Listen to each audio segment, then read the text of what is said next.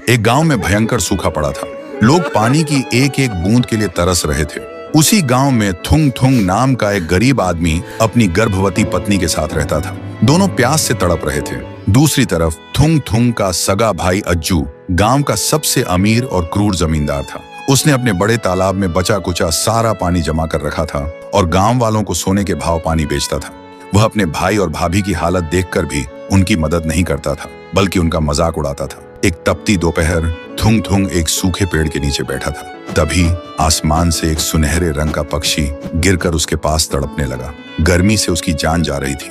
थुंग थुंग के पास बस आखिरी घूंट पानी बचा था, जो उसने अपनी पत्नी के लिए बचा कर रखा था। लेकिन जब उसने तड़पते पक्षी को देखा तो बिना सोचे उसने वह आखिरी पानी उस पक्षी की चोंच में डाल दिया। पानी पीते ही वह पक्षी एक बेहद खूबसूरत परी में बदल गया और कहा, तुम्हारा शुक्रिया भले इंसान। मैं परीलोक की परी हूँ। मैं यहाँ घूमने आई थी, लेकिन तेज गर्मी की वजह से मेरी सारी शक्ति खत्म हो गई थी। तभी परी ने अपनी जादू से एक सफेद रंग का शंख प्रकट किया और कहा, तुमने अपनी प्यास मारकर मेरी जान बचाई है। ये लो मेरा खास जादुई शंख। इसे धीरे से पानी मांगना, ये तुम्हारी प्यास बुझा देगा। लेकिन याद रखना, इसका इस्तेमाल सिर्फ जरूरत के लिए करना, लालच कभी मत करना। और इसे रोकने के लिए कहना, शंख बस करो, थम जाओ। इतना कहकर परी वहाँ से गायब हो गई। फिर थुंग थुंग ने उस शंख से डरते डरते कहा, शंख थोड़ा पानी दो। तुरंत शंख के मुंह से पानी की धार बहने लगी। थुंग थुंग हैरान रह गया। फिर उसने पेट भर पानी पिया।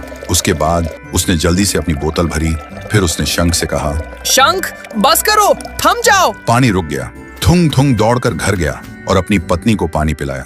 फिर थुंग थुंग ने वह पानी अपने सूखे खेतों में डाला। रातों रात उसके खेत हरे भरे हो गए। यह चमत्कार देखकर वह चुपचाप रात में गांव वालों के मटके भरने लगा। उधर अज्जू परेशान हो गया। उसका पानी का धंधा बंद होने लगा था। एक रात अज्जू गांव से गुजर रहा था। तभी उसने अंधेरे में देखा कि थुंग थुंग लोगों के मटके उस शंख से भर रहा है। तब अज्जू को समझ आया कि उसका धंधा डूबने की असली वजह क्या है। फिर उसने मन ही मन सोचा, अगर ये मैं छीन लूं और अपना सूखा तालाब भर लूं, तब तो मैं माला माल बन जाऊंगा रे। लालच में आकर अज्जू ने अपने गरीब भाई को मारा पीटा और वह जादुई शंख छीन लिया और शंख लेकर सूखे तालाब के बीच पहुंचा और जोर से चिल्लाया, अरे शंख, इतना पानी बरसा कि सब कुछ भर जाए। अज्जू के चिल्लाते ही शंख से समुंदर जैसी लहरें फूट पड़ी।